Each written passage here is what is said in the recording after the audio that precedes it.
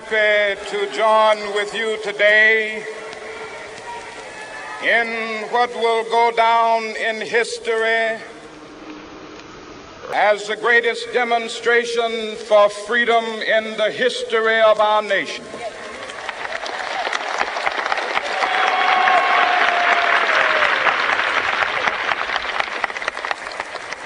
Five score years ago, a great American in whose symbolic shadow we stand today signed the Emancipation Proclamation. This momentous decree came as a great beacon light of hope to millions of Negro slaves who had been seared in the flames of withering injustice. It came as a joyous daybreak to end the long night of their captivity. But 100 years later, the Negro still is not free. 100 years later, the life of the Negro is still sadly crippled by the manacles of segregation and the chains of discrimination. 100 years later, the Negro lives on a lonely island of poverty in the midst of a vast ocean of material prosperity. I have a dream that one day this nation will rise up and live out the true meaning of its creed. We hold these truths to be self-evident, that all men are created equal.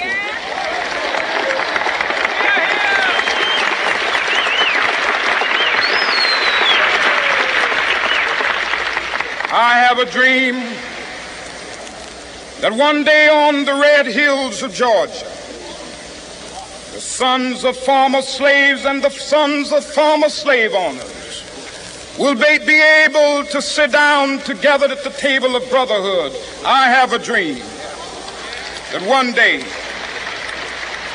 even the state of Mississippi, a state sweltering with the heat of injustice, sweltering with the heat of oppression, will be transformed into an oasis of freedom and justice. I have a dream that my four little children will one day live in a nation where they will not be judged by the color of their skin, but by the content of their character. I have a dream today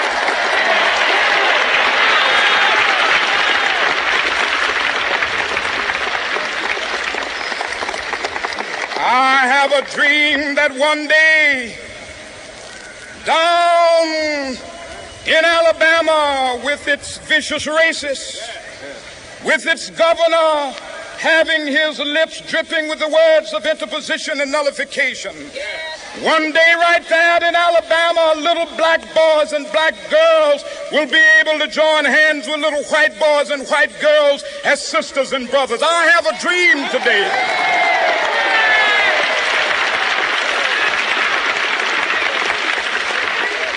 I have a dream that one day every valley shall be exalted, and every hill and mountain shall be made low. The rough places will be made plain, and the crooked places will be made straight. And the glory of the Lord shall be revealed, and all flesh shall see it together.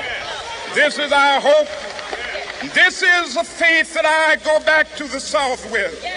With this faith, we will be able to hew out of the mountain of despair a stone of hope. With this faith, we will be able to transform the jangling discords of our nation into a beautiful symphony of brotherhood.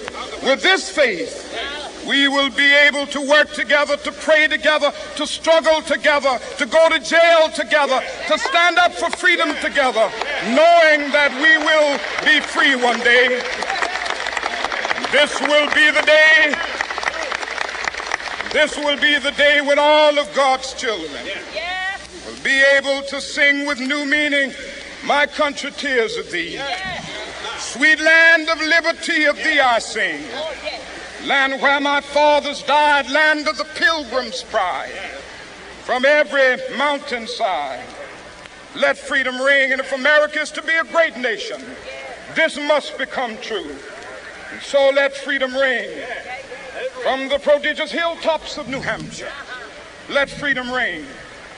From the mighty mountains of New York, let freedom ring. From the heightening Alleghenies of Pennsylvania, let freedom ring. From the snow-capped Rockies of Colorado, let freedom ring. From the curvaceous slopes of California. Not only that, let freedom ring from Stone Mountain of Georgia. Let freedom ring from Lookout Mountain of Tennessee. Let freedom ring from every hill and molehill of Mississippi, from every mountainside. Let freedom ring. And when this happens, when we allow freedom ring, when we let it ring from every village and every hamlet, from every state and every city, we will be able to speed up that day when all of God's children, black men and white men, Jews and Gentiles, Protestants and Catholics, will be able to join hands and sing in the words of the old Negro spiritual. Free at last, free at last. Thank God Almighty, we are free at last.